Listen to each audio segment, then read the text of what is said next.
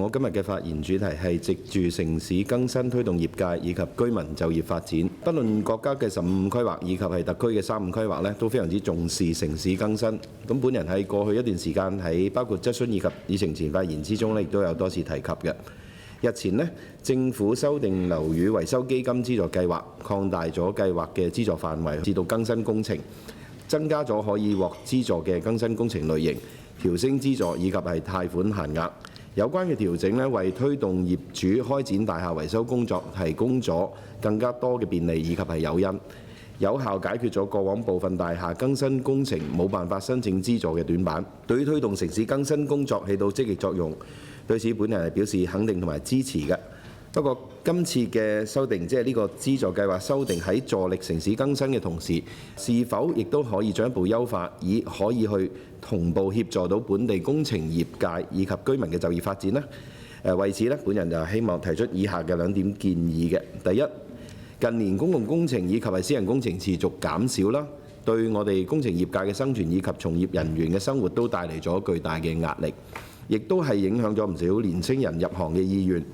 城市更新係一項長期嘅工程，不僅可以改善居民居住環境，提升生活品質，規模較細一啲微更新，亦都能夠為業界以及居民提供長期穩定嘅發展機遇。樓宇維修基金資助計劃所涉及嘅相關工程，例如水電渠、升降設備、消防設施、中央燃氣系統以及樓宇檢測等等嘅項目，都係本地嘅中小型工程企業以及係居民有能力承擔嘅。本人希望政府喺推動城市更新嘅同時，能夠加強政策聯動，協助本地工程業界積極參與到城市更新嘅工作當中，為業界創造長期穩定嘅發展環境。同時可以藉住資助計劃去加入一啲推動行業數字化轉型、新技術應用、環保智能材料應用等等嘅具體要求，助力行業嘅升級轉型。亦都可以加強新技術人才嘅培養，為居民實現向上流動以及高質量就業創造機會。第二，城市更新不單單係一項改善居民居住環境嘅民生工程，同時亦都係連接住技術創新、產業升級嘅重要紐帶，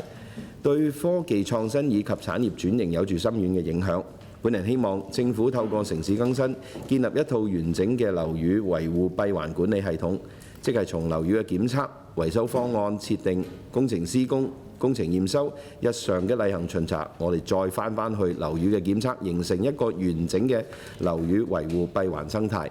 更加好咁樣協助居民確保樓宇始終係處於一個良好嘅使用狀態。與此同時，有關樓宇維護閉環管理系統嘅整個各個環節所涉及到嘅工作崗位，亦都可以為本地工程業界以及居民帶嚟一條完整嘅業務鏈條，將現時分散嘅業務整合，形成更加有利於產業發展嘅生態系統，為工程業界以及係居民就業提供更加穩定嘅生態支持。多謝。